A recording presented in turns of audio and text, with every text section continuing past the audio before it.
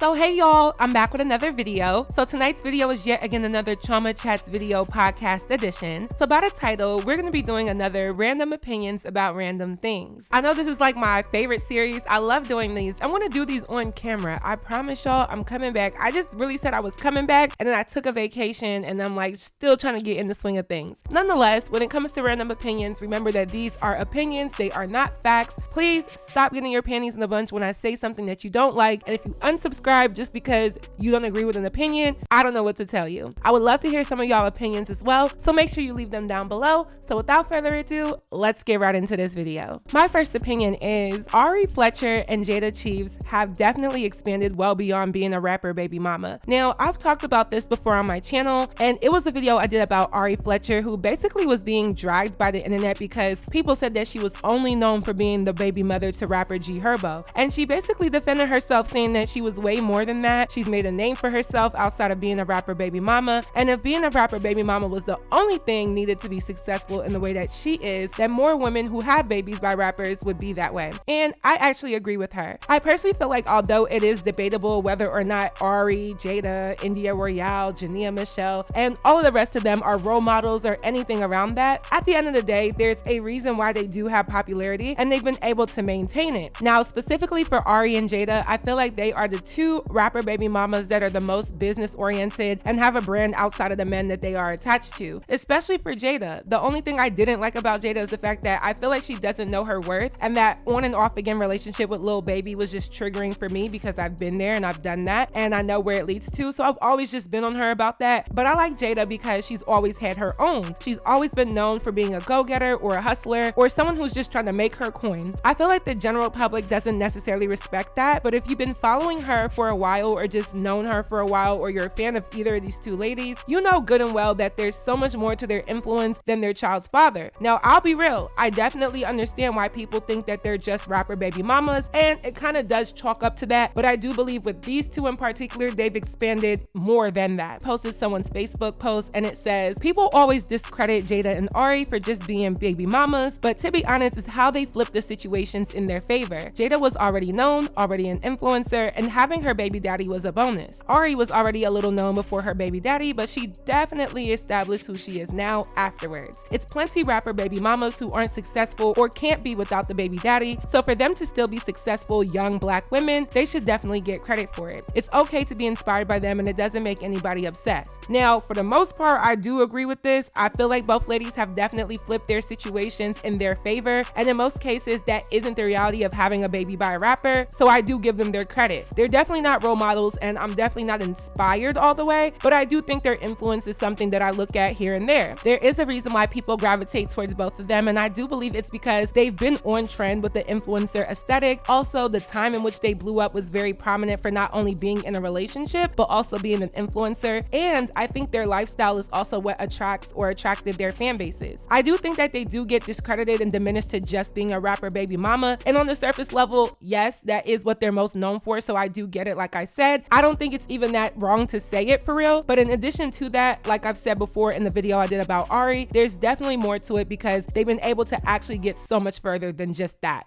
My next opinion is I kind of miss TV. I've realized that I rely so much more on streaming networks such as Hulu, Starz, Max, Netflix, and so forth that like I don't have shows that I look forward to on TV. I remember coming back from school and looking forward to watching Hannah Montana or looking forward to watching a show like Awkward on MTV. That used to be my show, like I'm here for a reboot. And then in high school, looking forward to watching Bad Girls Club or Love and Hip Hop, even though I shouldn't have been watching any of that. But it's like I really don't look forward to any shows in particular when it comes to TV. Of course, we anticipate our favorite shows on streaming, but TV kind of pushed out content way faster than streaming networks. It's like if I like the show Love is Blind on Netflix, I damn near have to wait another year just to get the next season. Streaming definitely took over TV, but because streaming is increasing in service price, I don't know if TV can make a comeback, but I feel like cable TV was really entertainment of my childhood that I'm missing today. I do like the options that streaming gives you where you can watch whatever shows you want whenever you want to, but nothing beats anticipating the next episode of your favorite show that comes out every week.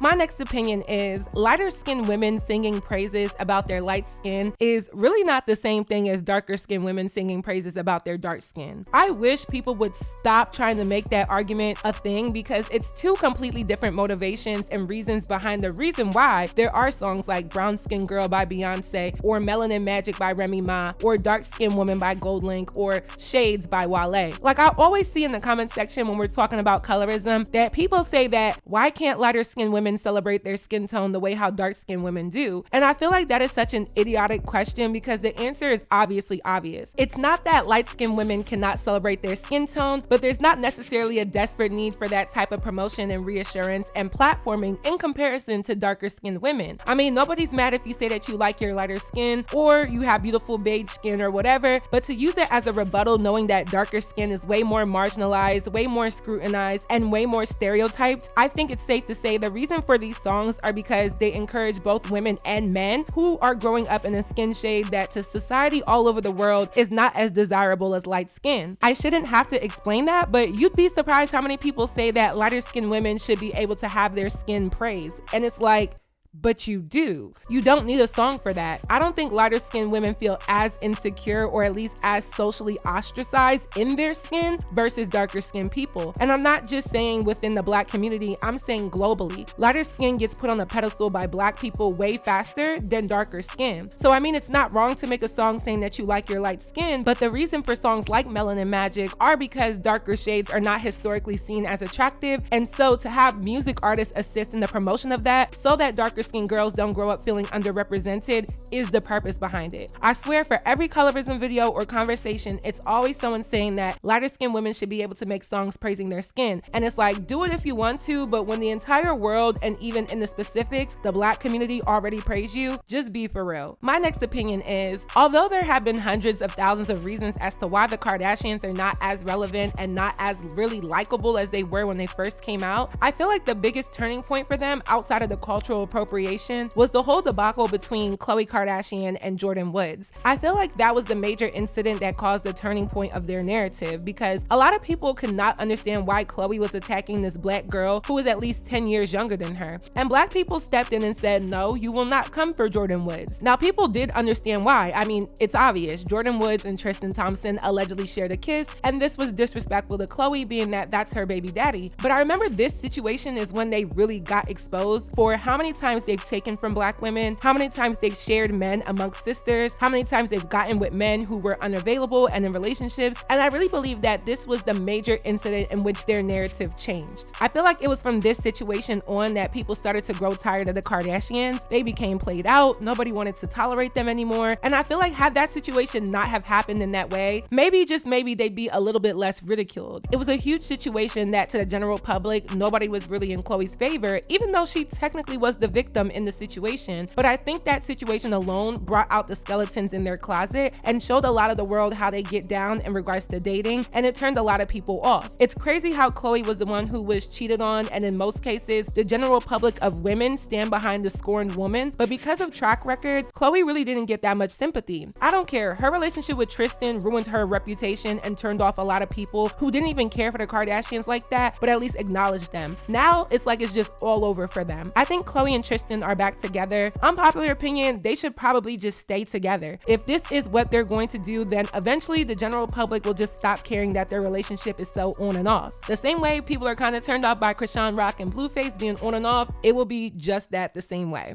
My next opinion is Bronny James, who is the firstborn son to LeBron James and Savannah James, going to prom with his white girlfriend doesn't bother me. What bothers me is the fact that people justify him being with a white girl as if he doesn't have Black options. There were so many people putting this narrative that, oh, he goes to a white school and there's a lot of white girls in his school and that's why he's going to be with a white girl. That's all that's around him. And I'm sorry, y'all, that is complete BS. He's with a white girl because he likes white girls. Like, that's it. The son of LeBron James can probably get any race of woman he wants, and I'm pretty sure any race of woman is attracted to him. Or should I say girl, because I don't even think he's 18 yet. Correct me if I'm wrong. I went to a white school my entire life. I've been one of the few black girls in the classes, especially when I was taking honors courses in high school. I was always the only black girl. I've always been in the minority of any space going to a white school, and so are the black boys in my school. They were also the minority because guess what? We're at a predominantly white school. However, this never made me prefer white men over black men. It made me prefer all types of different guys, even though at the time I was more focused on black men. Now, honestly, I'm up for anything. But I'm just saying that being at a white school doesn't automatically make you date a white person. I mean, your chances are higher because there's more white people to choose from, but that's not the reason why he's with a white girl. He's with a white girl because he likes white girls. Point blank, period. Bronny could be dating any rich or famous black teen that's popular. I'm not sure the age difference between Diddy's twins and him, but I mean, they're in the same vicinity. Or even Jordyn Wood's little sister and him. Again, not sure the age difference, but they're in the same vicinity. They may not go to the same school, but I mean, it's LA. As big as it is, it still kind of comes off as small with the amount of people that other people know that are within entertainment, sports, or any level of fame. So the reason why he won't go for a Sky Jackson or a Jodie Woods or a Jesse and Delilah Combs is because he simply likes white girls. It's not because he goes to a white school. I used to hate when people would say that when I was in high school because it's like, bruh, that is not the reason. Just say you like white girls and that's it. I'm not bothered by this in any way, shape, or form. He's not the first. He's definitely not going to be the last, but I don't like how people try to justify it with that. The simple answer is that he likes white girls. At this moment, he hasn't done or said anything that disrespects black women, so I'm not mad if he wants to date a white girl. I kind of actually expect it. It'd actually be more shocking if he was with a black girl, honestly. My next opinion is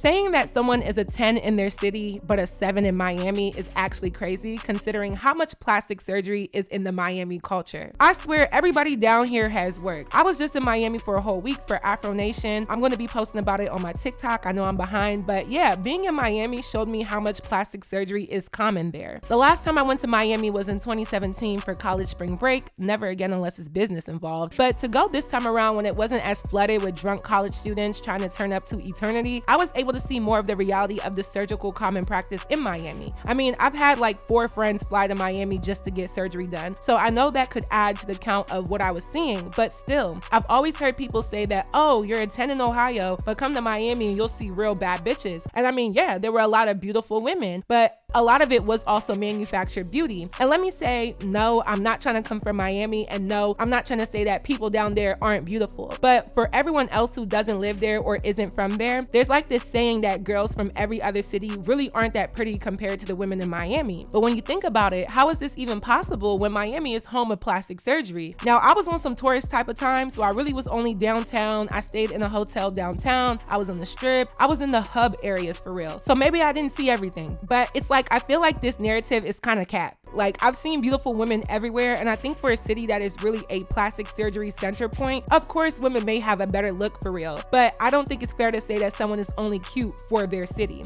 I get it, but in this day and age, kind of nutty to say someone is less good looking outside of Miami with the amount of women who have work done in that city. Damn, I know y'all gonna come for me on this one, but I said what I said. My next opinion is ketchup packets are useless. This isn't about to be some long tail description, but ketchup packets are useless. Like, for real, think about it. Ketchup packets are pretty much plastic bean bags filled with ketchup that are messy and don't even dispense the sauce in a practical way. I think the only reason why people still use them is because they are cheap to produce and small in size, but shout out to Chick-fil-A for the ketchup cups because it just makes sense. Do I want to squeeze my sauce or do I want to dip my food? Thanks for giving me the option and making sense. I don't know if y'all ever looked at my description box, but I have under my FAQ that my favorite food is potatoes, so I eat a lot of fries. So I don't know, I do eat ketchup a lot too, but I've just realized that ketchup packets really make no sense and aren't a practical way of dispensing the sauce. My next opinion is club sections are definitely ruining the nightlife scene. And like I said, I was just in Miami for Memorial Day weekend, so I witnessed this firsthand. I saw a tweet on Twitter the other day and it said, I stand firmly when I say club/section culture is ruining the club scene.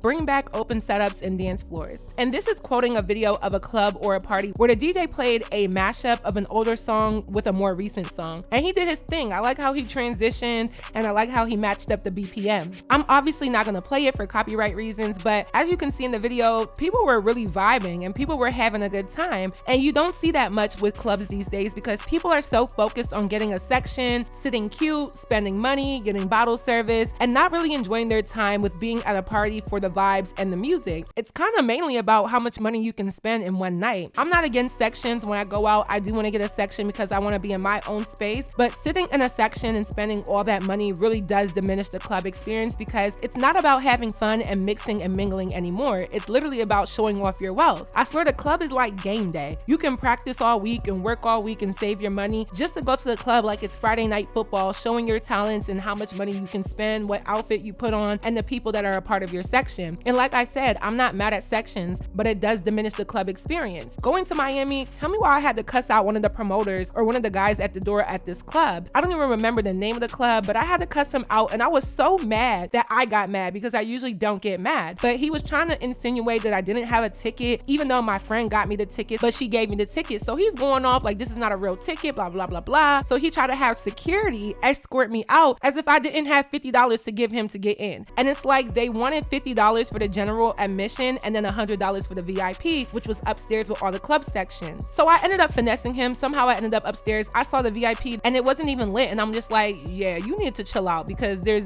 the sections up here was anyway. Meanwhile, I texted that club earlier that day to ask them how much their sections were for like 6 to 8 people. They told me they didn't have any small sections left and that they only had large sections, which I learned is a scam that a lot of promoters tell you so that you spend more money and get the bigger sections. But the section price for the larger section of like 10 to 15 people, which I didn't even need because I wasn't even on the trip with that many people, was like 3 times the price of the regular section. So I didn't even respond. Pulled up to the club, just wanted to do regular admission, but I was considering paying for VIP when I got there. But he got mad, had to call over his other person so that I could at least just hand him the money to get in because he didn't want to talk to me anymore. Rude. But in the midst, I'm not gonna lie, I called him out of his name because he was being so rude. And I don't know if it was because it was Afro Nation and some of those Africans got so big-headed, but a lot of people in Miami were very bougie when it came to the club scene and I did not like it. And I realized it's because of this whole idea of selling a section, selling a VIP pass, upping prices exponentially just because some celebrity is in the city that night. Just a whole bunch of flexing and finessing to get a buck out of people who are really being encouraged to just spend their money just to have fun. There was like this superiority complex down there, but in reality, the vibe is gonna be whatever it is that you make it, not what you spend on it. I see why there's a lot of celebrities in particular opening up clubs and restaurants because you can kind of charge whatever you want for a section. There's really no market price. It just comes down to what you say and how much people are willing to pay you. When I was standing outside of that club before I even walked in, there was a group of guys who all got a section. They were all looking like African scammers, but I guess they had stepped outside and there was no re-entry, but of course they didn't tell anybody that. So the bouncer was saying that they would have to pay to get back in, and they were like, well, we already bought a section, and he still wanted them to pay to get back in. So I'm like, what's the purpose of them buying a section if they can't step out to let more people into the club who were coming afterwards but were still a part of their section? You basically finessed them, and as soon as they stepped outside, literally wouldn't let them go back in. So they started throwing out prices like, yo, we'll just give you another $200 or whatever, and the bouncer literally asked for $2,000. And I'm like, I don't care if this was Miami or Dubai, you're not getting $2,000 for a section after I already paid you. The whole club section culture is really why people can't rely on clubs to have fun and mix and mingle the way how they used to do.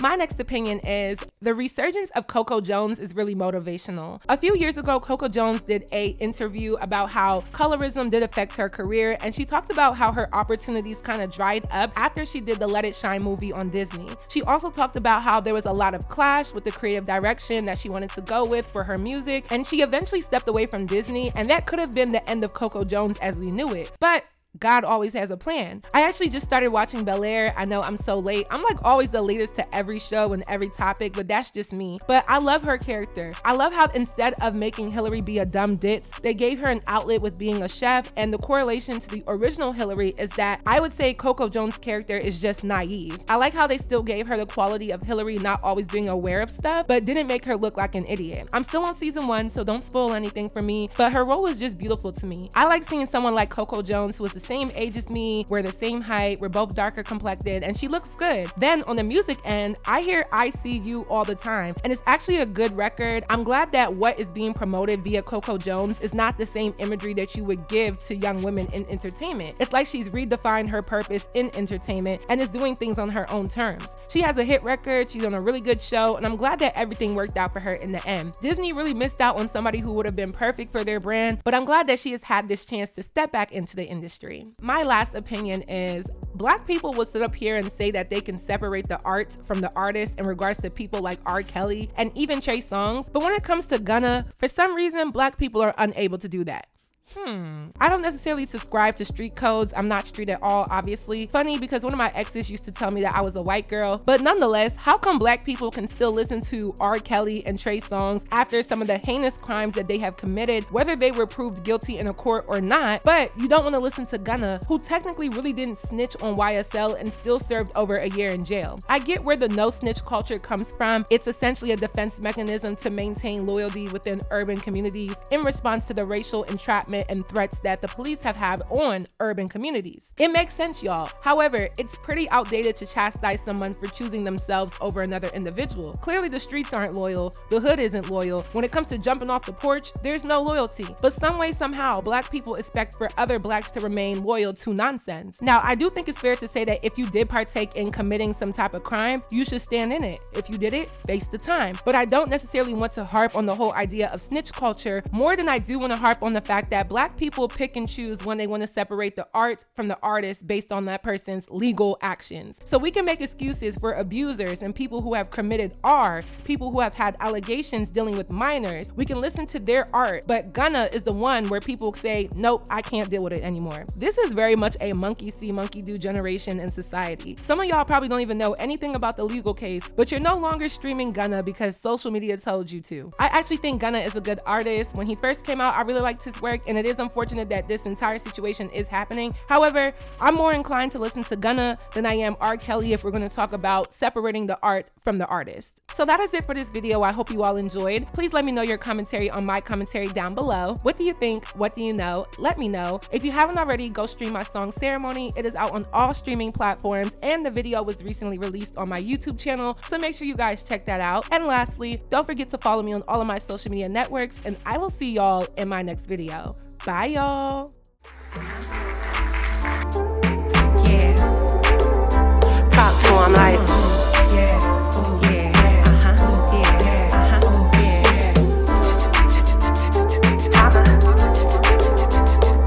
I said 34 B cup, 30 in the deep cut, 20 baddies with me, QTM, yeah, we up. 16 tops and bottoms, man, I went and got my teeth done. 10 minutes with him, now his 15 minutes is cut. Never ever make a nigga think that he up, cause you a queen and I'm a queen, now shout out to Latifah.